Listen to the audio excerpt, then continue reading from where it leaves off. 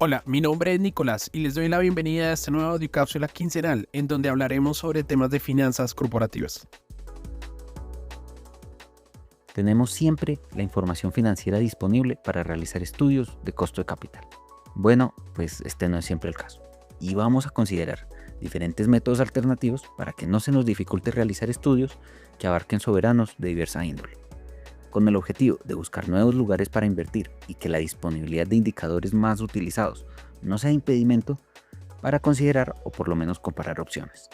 Soy Daniel Monroy, analista de investigaciones económicas de Corfi Colombiana, y los invito a que exploremos este tema. Retomando un tema de la cápsula 97, queremos mostrar un nuevo aspecto del estudio de perfil de riesgo de un país.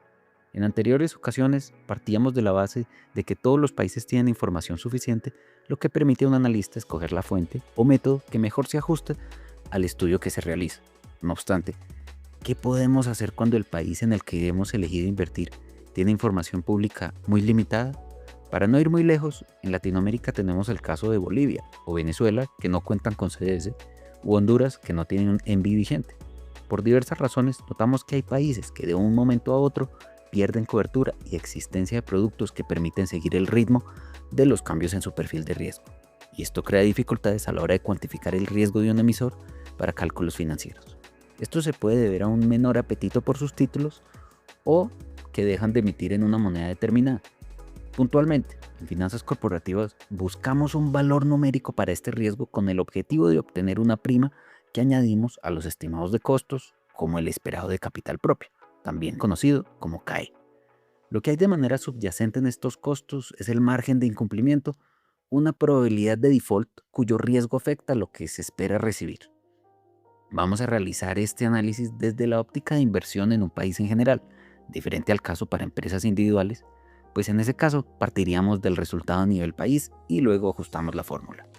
El lugar común en el que se encuentran estos factores son las primas de riesgo de patrimonio, conocidas también como ERP por sus siglas en inglés. Los diferentes enfoques se igualan buscando un punto común por calificaciones de país, cercanía geográfica y plazo de los factores que conocemos. El procedimiento en este punto se parece a una interpolación, donde los países con calificaciones de riesgo político más cercanas se toman como punto de orientación para determinar el riesgo de impago o calificación sintética para un país a partir de su PRS, un puntaje generado por el Political Risk Services Group. Estos se crean con una evaluación de factores económicos, seguridad y estabilidad política, entre otros. Ahora vamos a presentar un ejemplo tomando a Guinea, un país del occidente de África que no cuenta con CDS. Vamos a llegar a una prima de riesgo partiendo de un puntaje de PRS, el cual para 1 de julio era de 57,75, de tal modo que se encuentra cerca de países de su continente como Mozambique o Zimbabue. Ahora bien, esto lo sitúa cerca de países con calificaciones CCC para Standard & Poor's y CAA2 para Moody's, lo que lo perfila como un país de riesgo elevado. Como paso siguiente se ubican las rúbricas promedio para países con este perfil de riesgo. Siguiendo estas tablas con los valores promedios de todo el mundo, un emisor soberano con calificación CAA2, la que le correspondería a Guinea, tendría un margen de incumplimiento cerca de 17% y un CDS aproximado de 8,85% para julio de 2025. Sobre esta manera de interpolar, esta se basa en el puntaje PRS como un criterio que junta factores políticos y económicos de manera robusta. Sin embargo, este no es el único método y recomendamos no descartar otros factores como los legales y puntajes que miden la corrupción, por lo cual se abre la puerta a nuevas metodologías que toman múltiples factores para realizar una combinación de puntajes para llegar a una mejor interpolación. Esto teniendo cuidado de no incluir variables que tomen factores repetidos o ignorando algunos que sean claves para evaluar el riesgo de un país. Por ello, este tipo de análisis supone no solo un conocimiento financiero, sino también pericia de los factores que afectan a una región en específico. Este es el caso, pues los resultados buscando una unión de factores puede resultar en números muy variados. Ver, por ejemplo, las tablas de default por calificación, donde no siempre de manera lineal un país con peor calificación sigue una mayor probabilidad. Y entonces depende del analista reevaluar las primas obtenidas para saber si realmente se adaptan al país en cuestión, donde, como regla general, se suele exceder por el lado de la cautela, a pesar de que esto pueda generar mayores exigencias de retornos y seguros para una operación.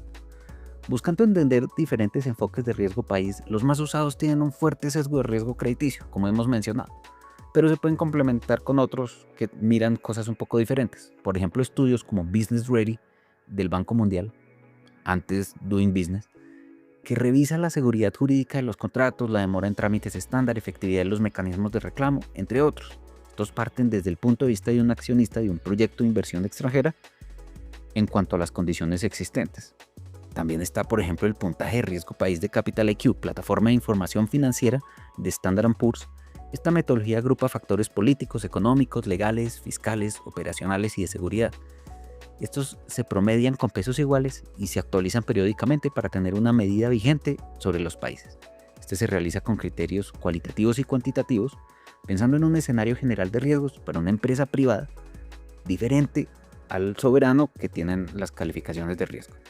La diferencia recae principalmente en el enfoque que toman los diferentes métodos. Los más financieros como CDS o ENVI vienen de precios de bonos y seguros relacionados con ellos para entender lo que vale invertir en unos bonos, similar a las calificaciones de riesgo que relacionan sus puntajes con probabilidades de impago de la deuda.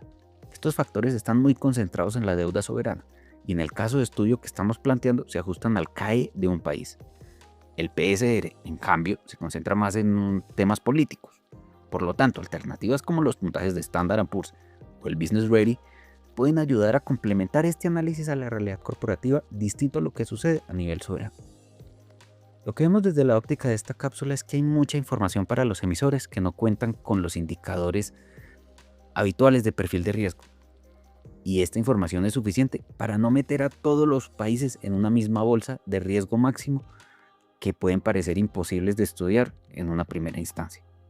A modo de cierre de esta audiocápsula, insistimos que el anterior análisis se plantea principalmente para países que tienen información muy limitada, por lo cual no estamos sugiriendo reinventar lo que se hace por costumbre para la mayoría de países que cuentan con la información estandarizada. Como principal objetivo, se quiere plantear que hay un razonamiento para estos métodos alternativos y después qué implica su uso.